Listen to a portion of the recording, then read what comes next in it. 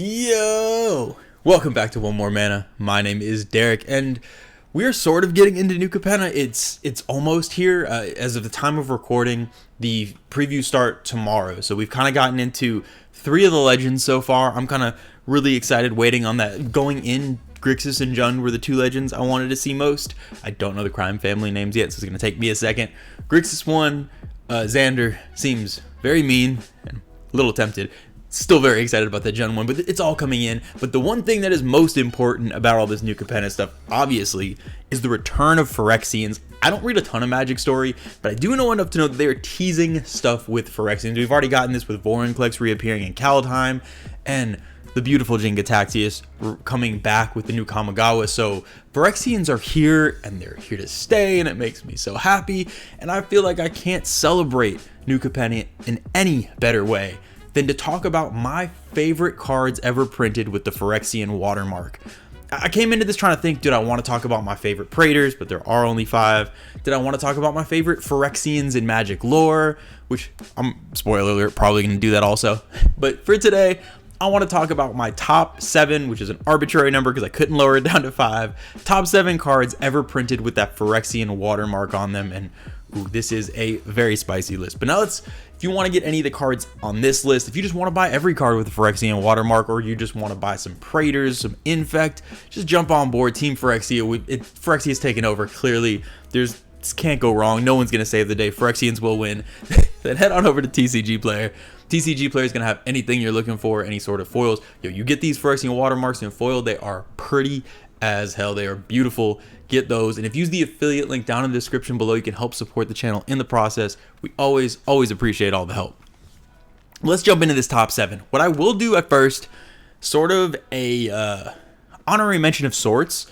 I'm not going to include the Praetors on this list, just because they are like, I have an OG Phyrexian foil Elish Norn that I just love because it is one of the most beautiful things I've ever seen, and all the Praetors, OG Praetors, new Praetors, they are the titans of Phyrexia. Love them to death. But I wanted to pick cards that weren't necessarily just Praetors themselves. I even left out Blightsteel in this because I feel like the Praetors and Blightsteel are like the pillars of the Phyrexian cards. So I wanted to go into cards that maybe people don't necessarily think about when they think of Phyrexian watermarks. Someone that have gotten different printings and things like that we kind of don't associate directly with it, or at least I didn't before really thinking about it. So jumping into this top 7 list now. At number 7, we have Birthing Pod. Birthing Pod probably has competitive uses, I think. I don't know because I don't play CEDH, but being able to just continuously tutor for things I know is banned in Modern Day and a whole bunch of stuff.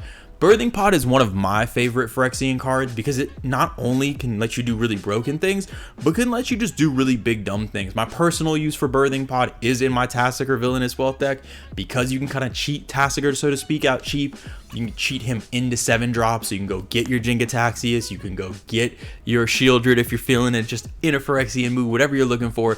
This card helps you get it, which is always super awesome. So it's also just, this is one of those 2, especially with the art of the card. I feel like it really captures the creepiness and the spookiness of just all the metallicness. That's a lot of nisses in Phyrexia, and that watermark on there fits perfect. It's one, I'm normally a sucker for Judge promos just in general, but this was actually one of the cards where I went OG foil as opposed to the Judge promo in my Villainous Wealth deck because I just love that watermark so damn much. And at number 6, I have a card in here that I actually didn't realize it had a Phyrexian watermark because I didn't own that version for a very long time. It's Batterskull. I absolutely love living weapons in general. Living weapons are just such a fun card type. I just love the ability because I love equipment decks are fun, but it's always hard to play and then pay the mana to equip and this and that. So just to be able to play something out and have a little germ just hanging on, it's always a good time. But Batterskull is such a fun card. I know it's got obviously tons of uses in Modern and other formats with I want to say it gets played in D&T or Stoneblade or one of those things. I don't know those formats, but one of those things that gets played in, and it's always awesome. I love it in Commander. It's just a really just big, dumb, fun thing. I love just putting it on giant creatures, punching. When you go ahead and get that Vigilance, you get that lifelink. It's both of those I think are incredibly underrated in Commander, so overall it's a great card. But more importantly, it is incredibly Phyrexian. I'm always confused as hell as to what the fuck it's supposed to be, if I'm being completely honest. I guess a Batterskull, but it is some weird worm-like. I would love, you know what? I want like a full picture of a batter skull, because all the arts are like the battering part where it's just breaking through and all of that. Give me like a full model of a batter skull, because I'm really curious as to what the hell is going on there. Either way, it is one of my favorite Phyrexian cards ever. At number 5, we are going to go with another artifact that I did not initially think of with Phyrexian watermarks because of the versions I'd been playing with. It's Worm Coil Engine. Worm Coil Engine to me really just like epitomizes the just big splashiness of Commander. Any deck that I feel like is playing a Worm Coil Engine is a deck I'm trying to play. And personally, it is an all-star in my Feldon deck. I love playing this in Feldon. It's always the first target I go ahead and tutor for and bring out. And the fact that it is Phyrexian obviously just makes me even happier. I love the variations of, I will say the arts of Worm Coil, the various arts for Worm Coil are one of like the coolest things because they have such varied art across the different versions and they're all just super, super cool. So this is a card that basically in any deck it's in, I want to make sure I can get out as many times as possible, make all the tokens. Really encompasses, again, similar to what I said about the birthing pod, really to me encompasses like what Phyrexia is. Like you take these giant monstrous worms and turn them into fucking like worm engines with poison spitting out on one side, and I don't understand what life, like it's sucking the life off the other. I don't know what's going on. I don't understand the biology of a worm coil engine, but it's cool as hell. Then at number 4, we have Inkmoth Nexus. I will stuff Inkmoth Nexus into as many decks as possible. I absolutely love this card. It is the ability to basically play it in so many different deck types and just put that little splash of Phyrexia in there for me is life for me. I love it, or unlife, whatever the Phyrexia, it's completion for me. It's awesome. So I can play this in a Scorpion God type deck. So if it's a -1 counter synergizing deck, it's great to have in there because one of your lands can just go ahead and block, put -1 counters on stuff, or get into the proliferate shenanigans, spreading infect. Just amazing. Obviously, it's great in dedicated infect decks. I actually run it in equipment decks, so I run it in my Geist deck as well, so that way if Geist dies and I don't have anything to load my equipment onto, being able to animate this for cheap and just throw some equipment on, it's really not hard to get it to 10 power. Just one-shot somebody with one of your lands that's just sitting there. It is a great backup win con on a lot of decks. I've even tried to put it in some lands matter decks because I can go ahead and tutor for it and through other shenanigans, beef it up a little bit and be able to hit people. This is one of the most versatile. I feel like because it's on a colorless end, you can put it in any deck. And I've found that no matter what deck I put it in, it makes me happy to draw it. And this is another one where they do actually have, it's either there's a secret layer version, I believe it's a Judge promo version or some sort of Grand Prix promo version. But of all the versions, that OG, it might be Mirrored and Besieged that was initially printed in with that Phyrexian watermark is just too pretty to pass up. The art on this is just perfect. And yeah, this is another one. It makes me feel like I'm taking a step into a Phyrexian world. And for most, that might be terrifying. For me, it makes me so fucking happy. And then at number 3, we're going to go with Nauseous Revival. Nauseous Revival is a very, very interesting card to me. I have so much fun with this just because I love the idea of just anything I can do with not paying mana and do something weird. So I don't want necessarily like free counter spells or the deflecting swats of the world and all that type of stuff. I do love what this does because it's used in such weird cases, and y'all know what I'm getting at. It's specifically my Villainous Wealth deck.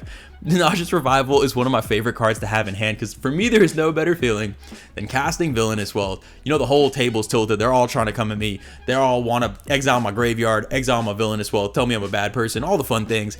And I just hold that Nauseous Revival up. I'm tapped out. They think they're safe. They go to exile my graveyard or targeted exile that Villainous Wealth in the graveyard. Bam, pay 2 life, get it back on top of my library and just let it sit there. Stare them in the face and know that shit is coming again that next turn. Ooh, it is satisfying, and I'm looking straight at you, Ken, through this camera to know it is. You know you're the target. I'm sorry. You play big splashy shit and I like to steal it. Nauseous Revival is so much fun. It almost feels like I get very similar vibes in this art as I do from the birthing pod of just this like Phyrexian birth and this Phyrexian, it's like when it's basically like a little image of me being born. That's my little Phyrexian self just flooping out into the world in some greed pod-like thing. I had a weird birth situation. It is a beautiful card. It is amazing. And again, the watermark and everything really, really complements it well. It shines so nice in a foil. Yeah, this is one of those cards that I will force into decks that it's not even necessarily the best in just because it makes me happy. And at number 2, my number 2 favorite Phyrexian, it's like an undercover Phyrexian agent. For the longest time, I did not pay attention to the fact that it had the watermark.